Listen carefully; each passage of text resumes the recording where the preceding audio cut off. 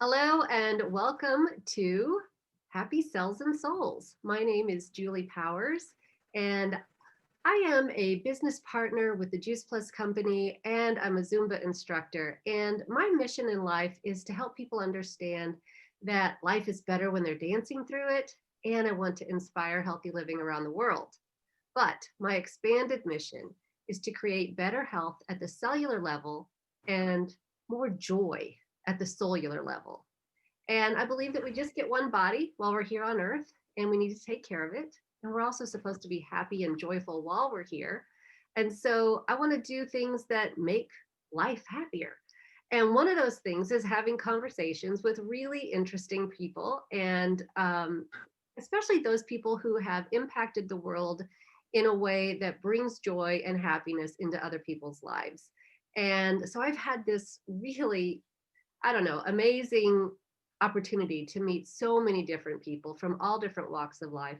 And what I have found is that everybody has a story to share. And it doesn't matter if we share the same religion or cultural beliefs or political beliefs or anything, because everybody can learn from everyone else. And if we just keep an open mind, we will always learn. So today's conversation is with my friend Heather Jordan. And I met Heather, gosh, I don't even remember what year that was, but it was like 4 years ago, maybe? Maybe More four. like six. How many? Six. 6 years Five ago. to six. Time 5 to 6. time has flown. So I met Heather when she first moved to my hometown. And I just really liked her a lot because she just is one of those people that you can feel her heart when you're having a conversation with her. And she really knows how to listen. And she's one of those people who can look you in the eye and you know that she's really paying attention. And I really love that about her. But she is an educator. She is a school teacher, and she is one of those people that she just wants to give that gift of learning to other people. And so I want to introduce you to my friend Heather. And Heather, I'd like for you to talk about the fact that, first of all, you are from the Kansas City area, and you found yourself in a very small town in Southeast Missouri. But when you were in Kansas City, the North area, you were teaching at a Catholic high school, right? Yes, yes. And during that time, that was when you found martial arts.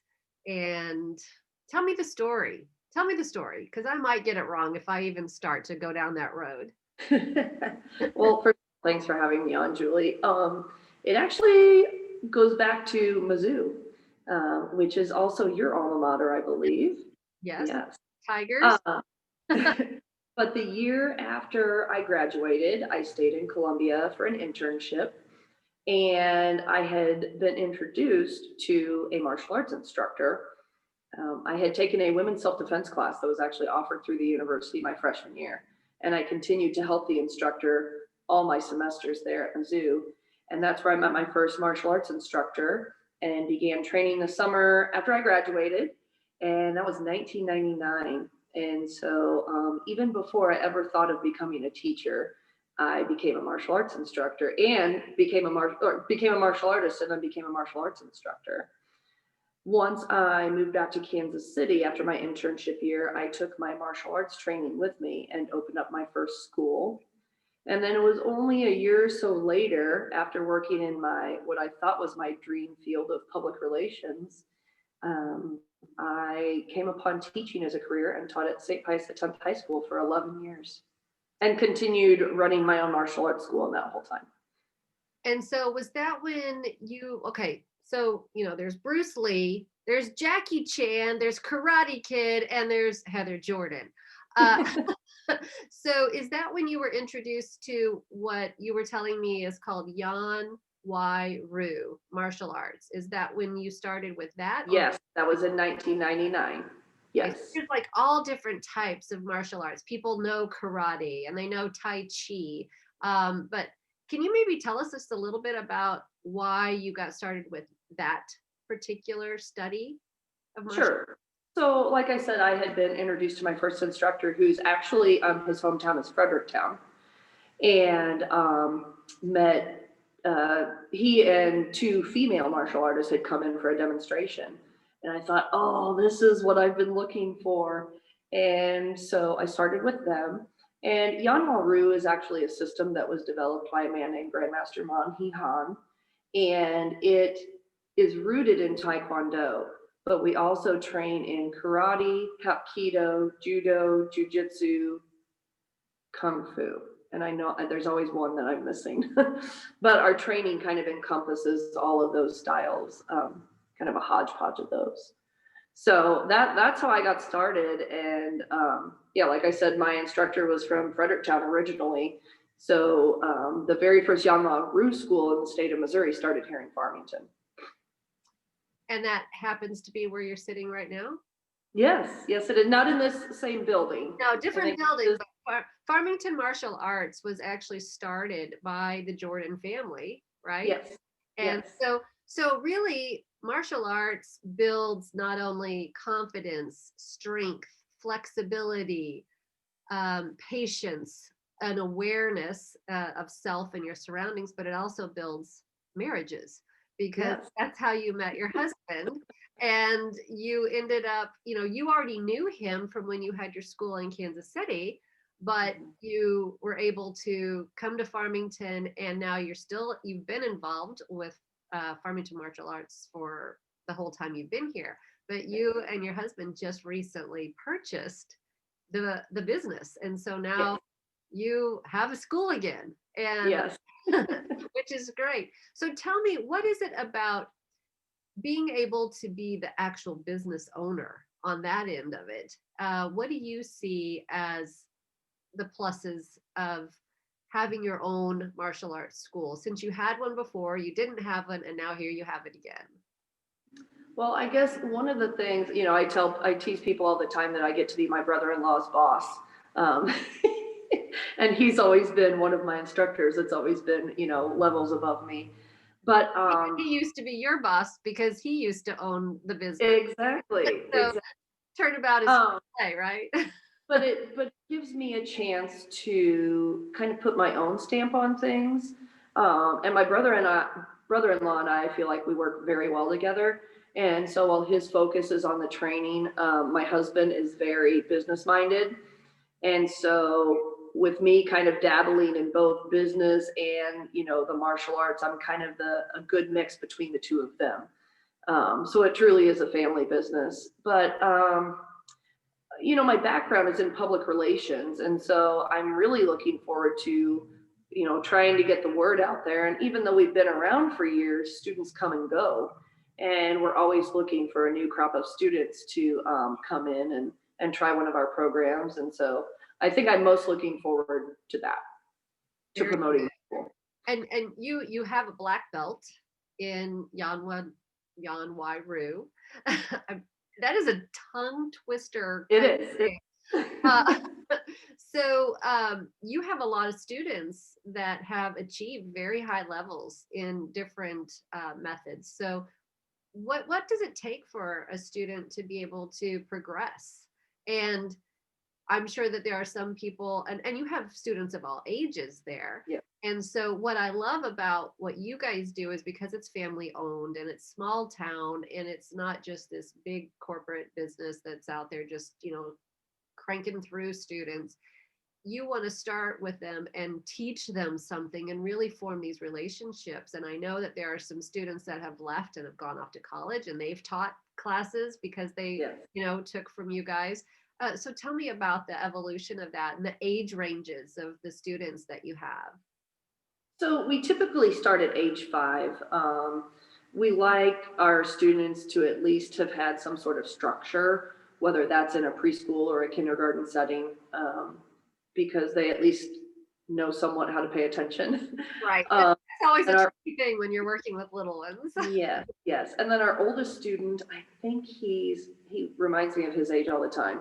I want to say he's 76, and he still trains at least once a week, sometimes twice a week. And one of the other things I really like about this style is that we're very family oriented. So we have a lot of parents and children that train together. We've had grandparents and grandchildren that have trained together. I eventually got my mom to start training with me, and she reached the rank of second degree black belt before I moved. So that was always fun getting to train with her. So, when you spoke of relationships, not only are, families coming in and training together, but then we get to connect with these families and make our family even bigger. That is great. And so, how long does it generally take for a student to progress through the different levels, or is it just so varied that it all depends on the student? It depends. We are definitely not what people might like to call a belt factory. We offer belt promotions 4 times a year. And so if a student were to stay on track with testing 4 times a year, they could probably get to black belt in about 2 to 2.5 years. So, and it just depends on the age of the student, the physical capabilities, the mental acuity that's needed for memorization and things like that. Right. So, what would you say is the hardest thing to teach a student? Focus. I have a little guy right now, and we've got this wall full of mirrors you can kind of see behind me, which is awesome to have in a martial arts school. But trying, and you would think that kids would love to look at themselves in the mirror all the time. But some kids have a hard time and they want to watch those that are training next to them. And so trying to get them to focus forward and watch their own image in the mirror, that's probably the hardest part. Well, that's probably something that you deal with in your other job as a school teacher, just Yes. getting students to focus. But boy, that's something that we all need really in our normal daily lives, is to be able to focus on what's right in front of us. I know that with, all of the devices that people are on, and our attention span is getting shorter and shorter and shorter, and now it's something like 8 seconds or something, for these kids who have just been on a daily diet of devices. Boy, that's another tongue twister. Wow, diet of devices. I kind of like that. That makes a lot of sense. Just sort of hit me. But they've been, chewing it up since they were born. And so it's really hard for kids to learn how to focus on something, and to stay with it and to stay with it. And especially if something doesn't work out right away, if they're not just really perfect at it, then they want to probably just quit and move on to something else instead of staying with it and mastering that skill. And I think And, that's so great about what you do. and I do appreciate the parents that won't let their kids quit right away. Even if the kid wants to quit, they try to give them some incentive. Well, let's try to get to the first belt testing. Let's, try to finish out the year or whatever. And so that's really helpful when the parents are involved in that way. Um, and then there was something else I was going to add to that, but I completely forgot what it was. Well, that's all right. Based on something you said. I'm doing tongue twisters, and I'm not letting you focus on what I'm asking you. So, I know that one of the things that you talked about whenever you first bought the business, and you said, that you guys are going to be really looking at not just what you teach in the building there, but you want to help people understand that what they do outside of their classes is important too, such as nutrition and really taking care of themselves. And it's not just walk through the door and start learning this kick and start learning how to stand this way. It's in stretching this certain way. It's really the whole person and what they do when they walk out the door. So do you want to talk a little bit about that? Sure. And I think our jujitsu program has really tried to bring some awareness to that. We don't allow any sort of soda in the building, especially, students that are training. We try to promote healthy habits such as, showering before you come to the school. Don't go into the bathrooms without shoes on, simple kind of hygiene things. Promoting wearing deodorant, when you train. A lot of those kinds of things. And Hoist Gracie, who is an amazing martial artist, but a really cool person as well, he even has, or it might have been his father that started kind of this this cookbook or this way of eating healthy. And so it's nice that we kind of have him as a backdrop for promoting not just a healthy body on the outside, but a healthy body on the inside too. That's great. That's great. I really appreciate that because you know that we're all about helping people get healthier, and Yes. healthier people are happier people. It's just the way it is. So you know, obviously in today's world, things are a little cuckoo crazy with, can you have things in person? Do you have to do things online? But you guys have found a way, because you have such a huge space there, that you're able to do some live things with people, and they are all very safe. So do you want to talk Yes. about your protocols for today's world? Yeah, so we have a special disinfectant that we use to spray down our floors every night.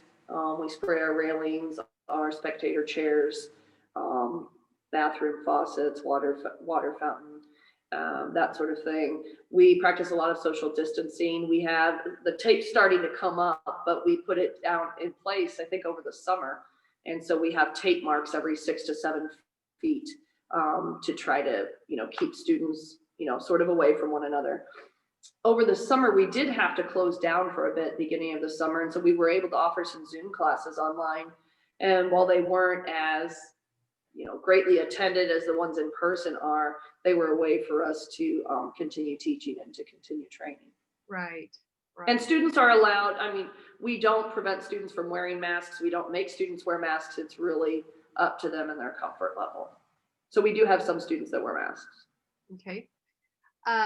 Is there anything that you would like to share about, just in general, things that people might want to know about either martial arts or about Farmington Martial Arts specifically? And otherwise, I know that you're at 110 West Pine Street, and I Yes. will include that in the description and the notes for this conversation. And the phone number is 573-760-1630. Yes. Correct. Correct. Right. And the best way to find you guys online would be to go through Facebook. Is that correct? Correct. As of right now, we're hoping to get a new website going at sometime after the first of the year. A website that will encompass all of our programs that we offer here. So not only do we offer Youn Wha Ryu, as you've been mentioning, and I mentioned jujitsu, we also have Tai Chi, which we have a lot of older folks that train in Tai Chi, but it's really for any adult. And we also offer yoga. So several programs, and hopefully in the next summer, we will offer some sort of boxing, women's boxing or fit boxing class, and maybe even kind of like a toddler program. Oh, fun. So Okay. that's in the works. Yeah, definitely spread everything out from from little ones to Yes. octogenarians and above. Yeah, Uh, we try to offer something for any age. And one thing that even many of our students have said, martial arts is something you can do your whole life. Um, you know, once you hit 80 years old, you may not be able to kick as high as you used to, but you can still, there's still part of the training that you can participate well, and I think that's really important to note for people, is that when you do get into, older age, or your body has some limitations, having balance and core strength is so vital to overall health, because it, limits the risk for falling and, having secondary health issues from breaks or sprains or fractures in any way. But just, really being able to live your best life. And in. so I think that's fabulous. And I want to thank you for spending these 20 minutes with me. It always goes by. Thank you, Julie. And we will be talking soon. Okay. Bye, everyone.